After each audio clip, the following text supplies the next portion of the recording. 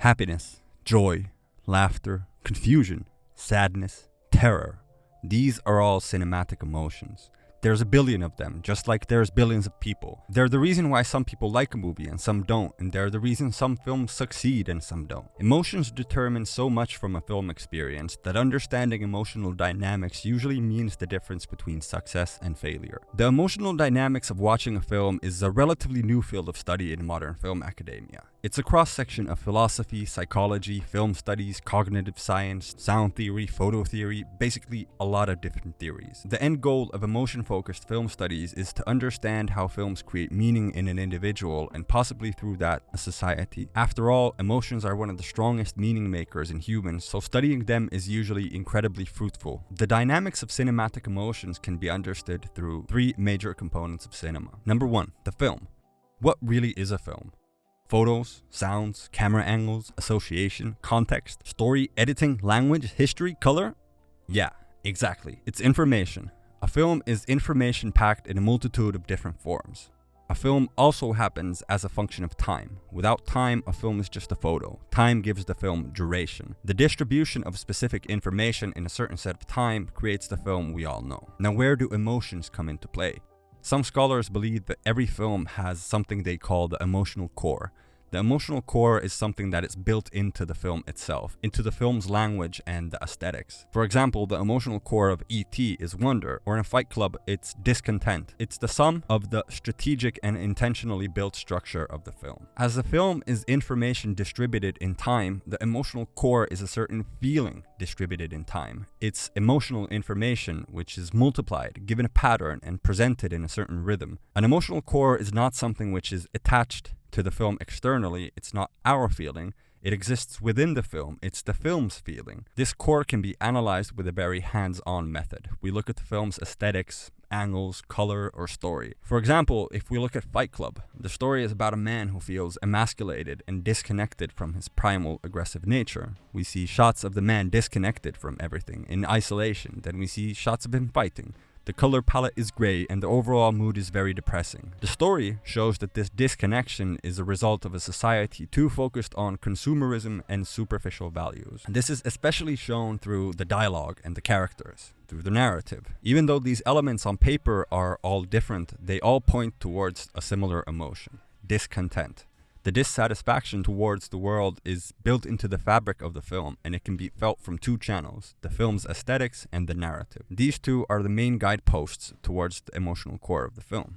Number 2, the spectator. Even though a movie can exhibit emotions without anybody ever seeing it, the emotions don't really mean anything without an audience, a spectator. As the spectator is a human, the emotional framework is much more complex than in a film. In order to understand how emotions arise in a human while watching a movie, we must first discuss how emotions are generated in the first place. Of course, the person who knows the definite answer to this deserves a Nobel Prize, but thankfully there's a few theories. The appraisal theory is a very popular model for the generation of emotions, and I think it's one of the best for understanding cinematic emotion. It doesn't have a complete form, but the working definition states that emotions are generated in a two-step process. First, we receive an external stimulus. Something happens to us. This creates the emotion.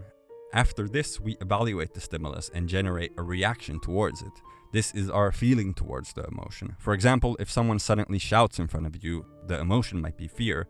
You then evaluate the emotion and create the feeling: I feel scared. Appraisal theory states that the first emotion is usually precognitive, which means we can't really control it. It's something that happens very quickly, through our senses. The evaluation, on the other hand, is something we have a little more control over. We evaluate the emotion through what's happening, the context, but also through our personality, our history, social class, experiences, trauma, basically through an incredibly multi-layered process. I'll give you an example. If you watch this video of a crying child, you can feel the appraisal theory in action. The first stimulus is seeing the child, the face, the nose, the tears. Your first emotion came to you immediately. For example, if you hate the sound of crying, your emotion is repulsion. If you have a kid yourself, you might feel strong empathy and want to help the kid. The second reaction is you evaluating the first emotion, your feeling towards it. You realize you hate the sound of crying, that's why you feel repulsion, but you understand why the child needs help. Thus, you end up feeling empathy. Or maybe you understand that it's not your job to help the kid, you have your own, and you end up feeling anger towards the parents of the kids who are not helping him. Whatever it is, the evaluation gives the initial emotion a meaning.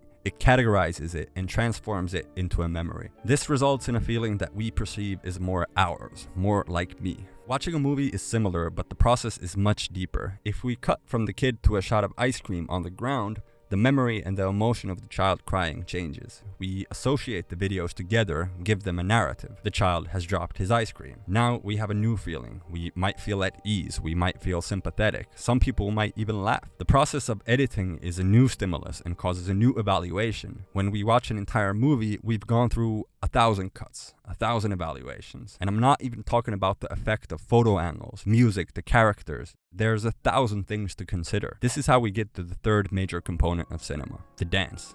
The dance is the dynamic process between the film and the spectator. This is the space where the academic definition of cinematic emotions is created, the place where the film and the spectator unite and become part of the same thing, the cinematic event. When studying cinematic emotions, we must realize that the emotions in the film are not separate from cinematic emotions, just as the emotions of the spectator are part of the same process. Cinematic emotions is more of an umbrella term, encompassing all of the emotions that can be identified during the cinematic event. To illustrate this, let's look at Stanley Kubrick's The Shining. The film begins with an ominous soundtrack and floating aerial shots of a small car driving in the forest, possibly towards someplace distant. These are elements of the film, its aesthetics. Also, the movement, the act of driving a car is already setting up a narrative. Someone is going somewhere, possibly devoid of human settlement. For the spectator, an uneasy feeling might arise. A feeling of isolation and impending doom might even pop up. You get a feeling that something bad is about to happen. This is where the magic starts to happen, the part where the dance begins. The Shining presents itself for 146 minutes. The elements presented in the beginning are expanded, multiplied, given a pattern, and put in a certain rhythm. The spectator takes in all of the stimuli and has a swirl of emotions and evaluations raised in them. Of course, these emotions and evaluations are all different in every person, but whatever happens, everything is part of the same cinematic event. The film and the spectator are immersed in an emotional engagement process, an interaction.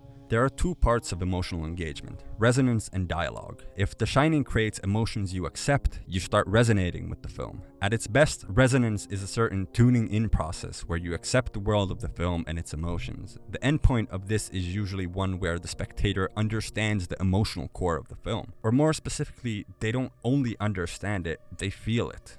Emotional dialogue is not necessarily the opposite of resonance, but it's still very different. Dialogue happens when you reject the emotions the film is trying to exhibit. Rejection does not straight away mean dislike, but rather it means a differing emotion. For example, the twins in The Shining exhibit an eerie and ghastly element of the film. In emotional resonance, you feel terrified. In emotional dialogue, you might feel boredom because you think using eerie twins is a cheap trick. This boredom then is something you carry on to the next scene, and if powerful enough, it's something you carry on for the entire film. And this middle ground where the engagement happens, this battlefield of interaction, is where the dance happens. This is where we determine whether a film is good or not. It's the space that in reality exists only in the viewer's mind, a sort of cognitive space, one where the elements of the film and your thoughts about it collide. This interaction, this dance, is the base of all cinematic interaction. Filmmakers are usually aware of the importance of this space, so in essence, emotionally well-made films are more focused on the success of this interaction, the success of the resonance. Of course, resonation is impossible if the spectator does not understand the elements of the film. This is why popular movies usually try to keep their film elements as simple as possible, so that more people can emotionally resonate with it. But do you see what this implies? This theory of interaction, one where the film and the spectator share a cognitive space, implies that there are differences in the ability to watch and emotionally understand a movie. Let's imagine two persons. One of them is a highly trained professor of film studies, and the other one is a normal person who watches films every now and then for pleasure. They watch the same film, so they're both exposed to the same stimuli, the same emotional core. Of course, they'll have completely different opinions. This is nothing new.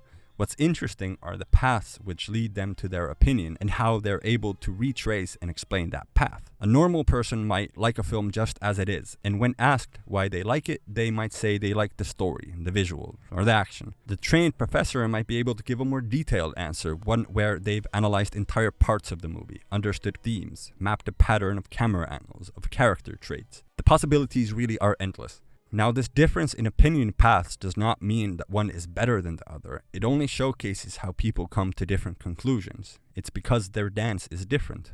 The filmmaker and the film critic share a profound similarity in their ability to understand the dance. The filmmaker is constantly aware of this emotional interaction. They build the film elements with interaction in mind, so basically filmmaking is not that much building a film, more than it is building a relationship using film. A good film does not need a well-educated audience for emotional resonance. A really well-made film caters to all viewers, since it's able to spark positive evaluations and understandable emotions in everybody. While filmmakers work from down to up, the film critic works from up to down. A good film critic can watch a film and be able to retrace the success of the interaction. This requires objective thinking, but also an ability to be aware of your emotions at the same time. The filmmaker and critic are both working with the interaction between film and spectator, with the dance, but their angles are different. The filmmaker is trying to build resonance. The critic is evaluating the success of it. For successful evaluation, the critic must become the filmmaker and the spectator simultaneously in order to understand the motivations behind the film, to understand what is being conveyed, and also to understand not only their own emotion, but also society's emotions. This is why good criticism is actually incredibly hard. The amount of awareness it requires positions it as an art form itself, not above filmmaking, but possibly as an equal. It goes without saying that filmmaking is also incredibly hard. Doing anything which has the emotions of millions of people involved is hard. I mean, sometimes it's incredibly hard to handle the emotions of one person. What all of this really means is that behind each and every film experience is an incredibly complex, individually emotional process. But more than that, a process which can be studied, analyzed, and communicated. These cinematic emotions, terror, sadness, laughter, happiness, these are what this channel Fragments of Cinema is really about. Understanding them is something that cannot be done alone. It needs other people, other emotions. I invite you to help me understand them, so follow this channel and we can go on this journey together. I guarantee we'll find something amazing.